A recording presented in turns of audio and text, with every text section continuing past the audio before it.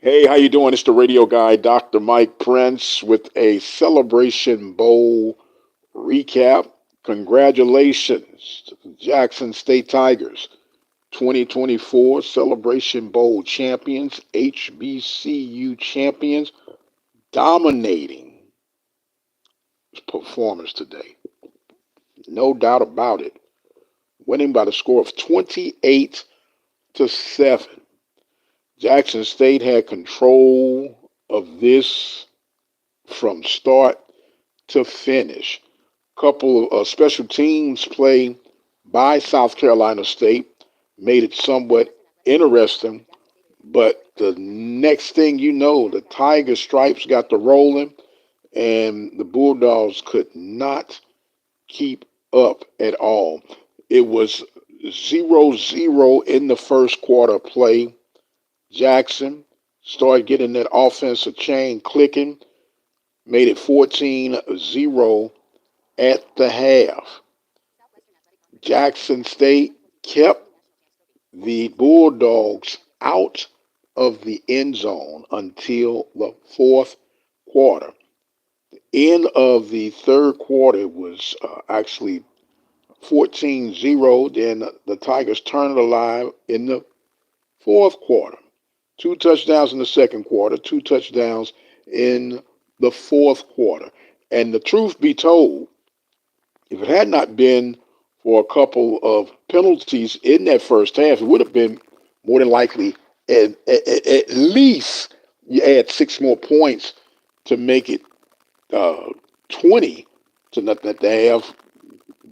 Best case scenario, if you were Jackson State, could have been 28-0 at the half. But congratulations to T.C. Taylor, uh, doing it his way, doing it with his guys, doing it with his staff. You know, those who don't know better, they want to try to give credit for this Jackson State 2024 victory to Coach Deion Sanders. And the only thing that remained at Jackson State was Jackson State after Coach Sanders left, went to Colorado. Those who did not go to Colorado dispersed back to the portal, and Coach Taylor was able to put his own signature on this. And how sweet it is to be an alum, come back to your school. Not only do you win the SWAC, undefeated SWAC season, regular season, you win the SWAC championship. Then, to add the cherry on top, you get the Celebration Bowl and winning beyond reasonable doubt 28-7. As far as the Bulldogs are concerned, great season. Ended up being 9-3 total overall record. And by the way, Jackson State would end up being, if I'm not mistaken, was it 12-2? They came in 11-2. They'll end up 12-2. So you cannot ask for a better scenario. You cannot ask for a greater person for this to happen to than Coach T.C. Taylor and the Jackson State alum and faithful. You know, long time coming. They got it going, and the rest is what it is. Now we're hearing some backlash. Well, South Carolina State looked a little rusty and maybe too much time off, and maybe they need to try to work out something for to keep their rhythm going. Could they set scrimmages, this, that, and the other? All that sound like a bunch of excuses because same side or the flip side of that coin, the SWAC representatives has had very little rest, had to come in limping into that championship game, and some say that was an advantage for South Carolina State. So I asked the question, which one is it? Is it an advantage or is it a disadvantage? How about style of play? That's what really makes these matches. The style of play. Jackson State, very physical. They showed their physicality up front on both sides of the ball today from start to finish. And let's give kudos. I love that look, JSU.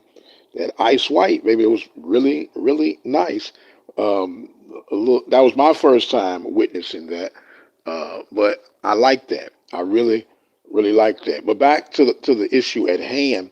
Um, Jackson State was in control of this. Now, South Carolina tried to make a run toward the end of the first half, blocked the field goal attempt.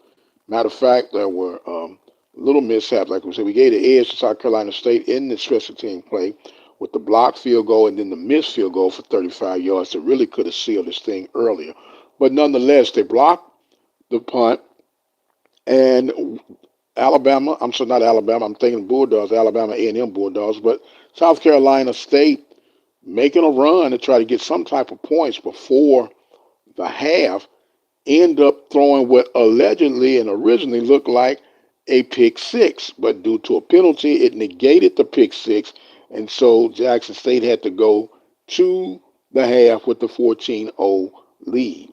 But Morgan returning at the helm for Jackson State, and man, they were just clicking. They were absolutely clicking, and there's no doubt about who the better team was.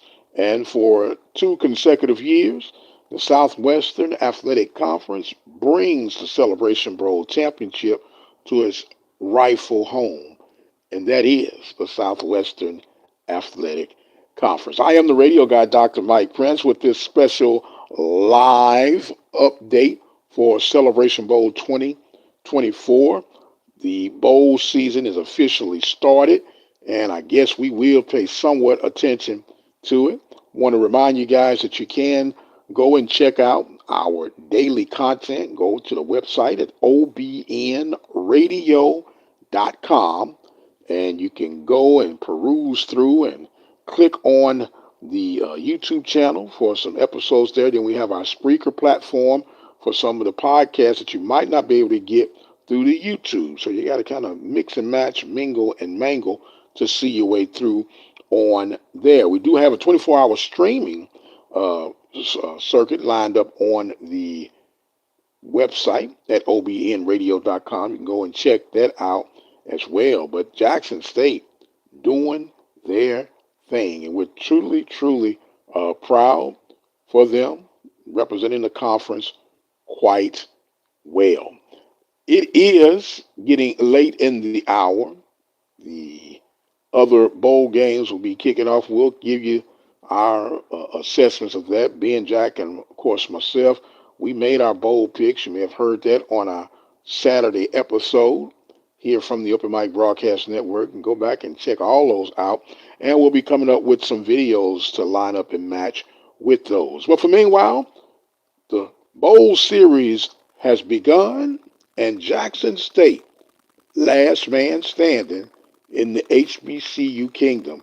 And congratulations again to Coach T.C. Taylor and the Jackson State Tigers, victorious 28-7 for Celebration Bowl 2024. I'm going to exit stage left for right now. I am the radio guy, Dr. Mike Prince. You guys be blessed, and we'll see you on the other side.